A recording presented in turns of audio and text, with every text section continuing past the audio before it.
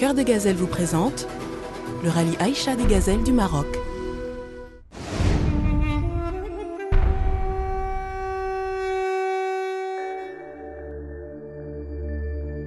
C'est un rallye très exceptionnel puisqu'il ne s'agit pas d'aller vite.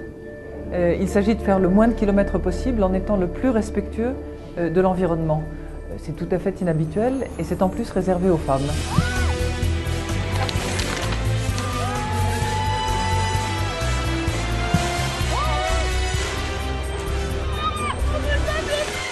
L'éco-rallye, c'est le principe d'abord d'être respectueux de l'environnement, d'être respectueux des populations et de préserver un développement durable. À titre d'exemple, les déchets vont être à la fois réduits au maximum, recyclés et récupérés.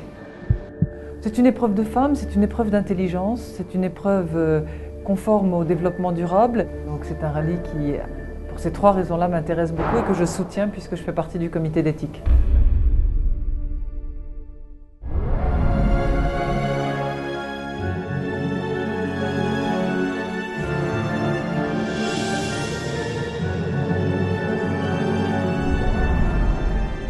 Aujourd'hui, le rallye, on est là, on sait qu'on va en profiter, mais le plus dur, il est fait. C'est monter notre projet. Ça a mis 1 an. Et 1 an avec des doutes, des incertitudes, des moments de blues. Heureusement qu'on est 2 parce qu'on ne les avait pas en même temps. Je crois que moralement aussi, il faut pouvoir être forte pour pouvoir tenir le rythme, garder le rythme, rester concentré. Et ça, il faut une bonne préparation psychologique. Quel que soit ce qui se passe, l'essentiel c'est qu'on reste solidaire et ça, je crois que ça va très bien se passer sur ce plan-là. On a tellement l'habitude de gérer tout le monde, de s'occuper de la maison, des enfants, du boulot. Là on se dit on fait un truc à nous. C'est notre rallye, c'est un rallye de femmes, c'est que pour nous. Ça c'est génial. Et là on a envie. Première avec le drapeau catalan, elle fait son 6e rallye. On est impatient, on a une petite boule dans le ventre là quand même. La pression qui monte, la fatigue des derniers préparatifs, donc on a hâte de commencer et d'être dans la course. On a hâte de partir, on a hâte de voir tous les paysages. Les grands horizons, l'accueil, la générosité. On est au milieu de nulle part et tout d'un coup, des gens arrivent.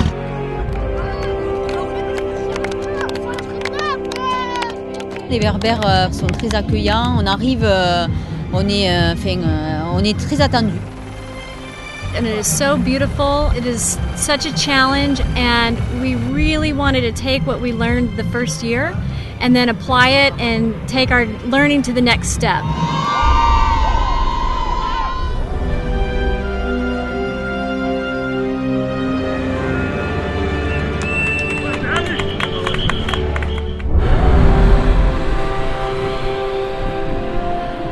Les organisatrices ne pensaient jamais que cet événement, qui a commencé en 1990, allait durer jusqu'en 2010. Et surtout que de débarquer un jour dans un port comme celui de Tanger-Med.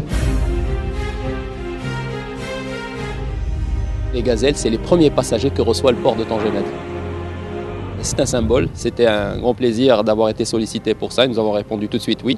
Nous avions fort heureusement ce poste qui est opérationnel et les formalités et toutes les procédures liées à la réception des passagers sont déjà en place. Les infrastructures ont changé et j'espère que le passage du rallye Aïcha des Gazelles par Tanger va contribuer à rendre Tanger comme une destination de loisirs. Je suis Virginie, je viens de la région Bourgogne. Je participe au rallye des Gazelles avec une amie Valérie et on est là pour partager une aventure, vivre plein d'émotions et puis se dépasser pour sortir du quotidien.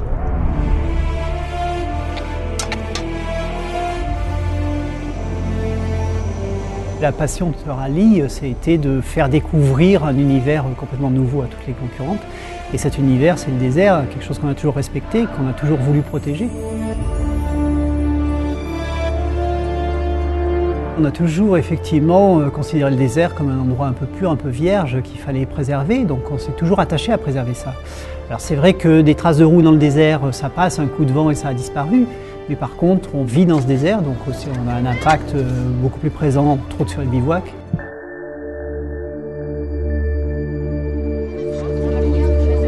on assume aussi cette contradiction, mais on essaye d'avoir un impact minimum sur tout l'environnement et donc laisser une trace qui soit le moins polluante possible.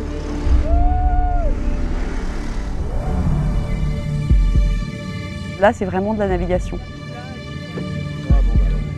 Il faut vraiment arriver à se repérer. Donc, on a le plus important, c'est la boussole. Donc, les cartes militaires. On ne voit pas forcément grand-chose. On a besoin d'un compas breton pour tracer les caps.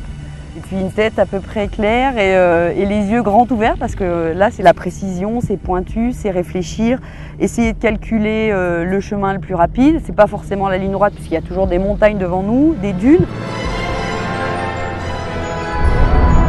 Je ne suis pas certaine que des garçons, ils adoreraient faire ça pendant 9 jours. Ce qui est bien cette année, c'est qu'il y a un équipage masculin.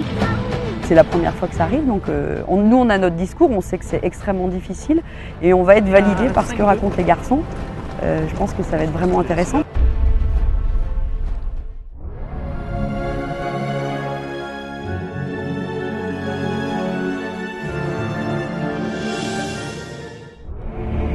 Mein Name ist Andrea Spielvogel und ich komme aus Deutschland und dort aus Stuttgart. Bonjour, je m'appelle Lynn, je viens de Carleton en Gaspésie. اسمي كريمة ومغربية. It's a good opportunity to meet other people of different cultures, and it's about diversity, about solidarity and teamwork. And I thought it would be a good avenue for me to actually exhibit all this. Wendy Fisher, and I'm from Crested Butte, Colorado in America. Hi, I'm Jeanette, I come from Ireland and I'm here for the magic of the desert and all the people, the wonderful, amazing people that we meet during this race. Toutes les gazelles, c'est des gazelles, ça se tient, l'esprit d'équipe, c'est incroyable. Il y a beaucoup de personnes différentes qui viennent d'horizons différents, de pays différents, qui se retrouvent et qui n'auraient peut-être pas l'occasion de se croiser dans leur quotidien.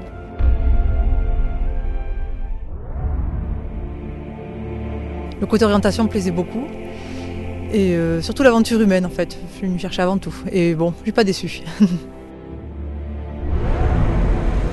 On est parti confiant, on s'est dit on va attaquer, on va leur mettre plein et puis au bout de 10 bandes, on était perdus.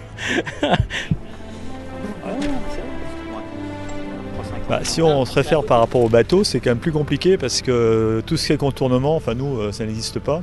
Donc ça veut dire qu'il faut vraiment être bien garder le cap, bien calculer les distances, il faut être extrêmement minutieux.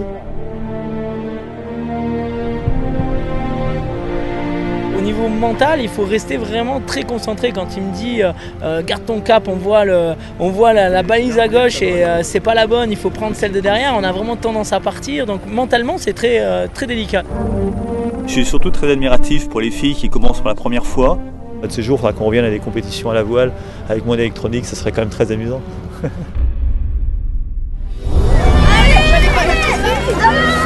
Déjà, tu grandis beaucoup après cette épreuve parce qu'il y a beaucoup de challenges. Tu dois pratiquer une tolérance profonde envers l'autre et je crois que cette tolérance va m'aider dans mon métier. Derrière moi, un village, Tabisgat. Les enfants font aujourd'hui 12 km pour se rendre à l'école de Merzouga. L'association Cœur des Gazelles a inauguré une école pour qu'ils ne fassent que 500 mètres. Ce projet, il a mis 1 an à sortir de terre. C'est quand même une grande satisfaction parce qu'il y a eu beaucoup d'échanges. On ne se comprend pas, on ne parle pas la même langue, mais néanmoins, les sourires et les regards, ça fait tout. Et le savoir, c'est ce qui nous sauvera tous. C'était pareil ce matin, le puits, c'était des personnes qui faisaient 4 km pour aller chercher de l'eau. Donc nous, aujourd'hui, on ouvre notre robinet tout simplement. C'est tout simple et ça permet quand même d'aider peut-être 200, 300 personnes à aujourd'hui, donc c'est super.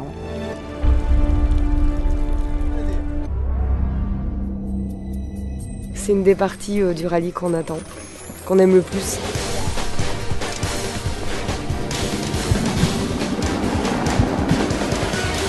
C'est vrai que quand on voit toutes ces dunes de sable, on a vraiment l'impression qu'on va rouler sur du coton doré. C'est une immensité absolue et ça engendre du stress parce que derrière ces dunes, on ne sait pas ce qu'on va avoir. On ne peut pas s'arrêter en bas d'une dune et la monter, c'est impossible. Il faut vraiment enchaîner les dunes, sinon on ne monte pas.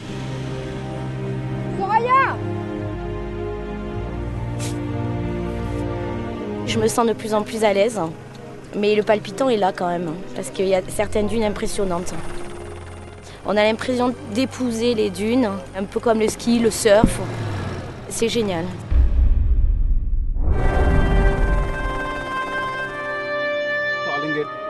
Ces boîtiers servent à récupérer toutes les informations de conduite, les comportements en surconsommation ou les comportements d'éco-conduite. Tous les paramètres du véhicule sont récupérés par le boîtier et analysés pour établir un classement précis d'éco-conduite. Cette analyse d'éco-conduite s'inscrit dans une démarche beaucoup plus globale pour limiter l'impact environnemental d'un tel événement.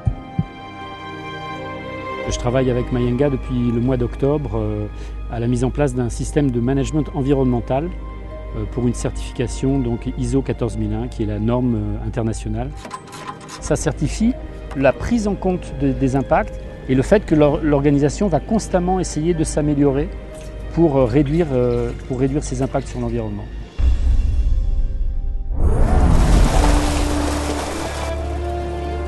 Je me sens bien qu'elle soit plus là, parce que j'avais vraiment peur qu'elle chavire complètement. Là. Puis que là, ça serait été probablement une perte totale. On va espérer d'être sur la course demain matin, mais disons que les émotions sont au maximum. Quand tu penses que tu t'en sortiras pas, finalement, tu t'en sors. Avec la persévérance, c'est la qualité la plus importante. Hein?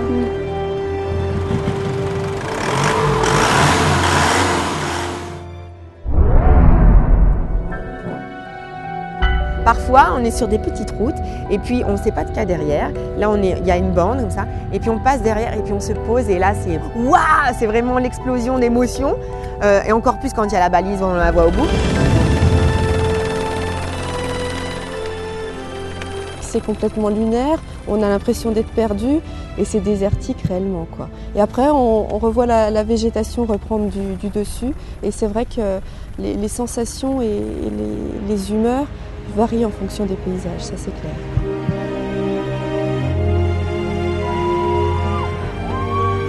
L'entraide, la complicité et le vertige, ça va être les trois choses que je vais me rappeler. Puis le coucher de soleil dans les dunes, il n'y a rien de plus beau, je pense, au monde, c'est vraiment magnifique.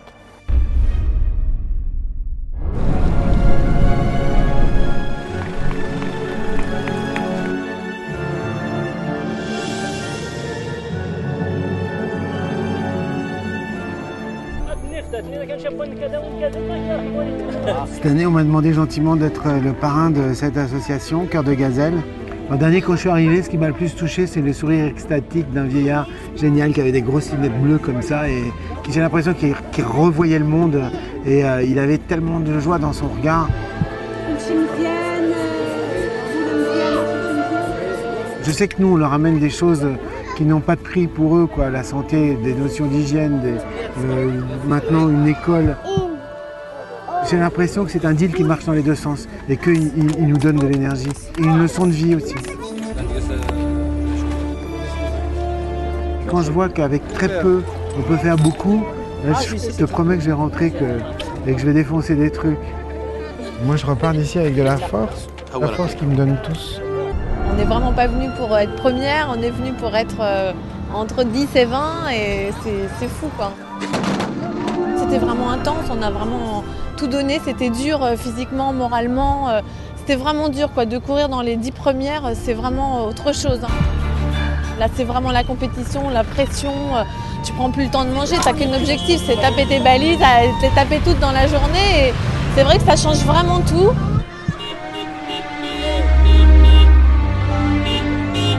J'ai eu l'impression que le travail, c'était Christine qui le faisait, quoi.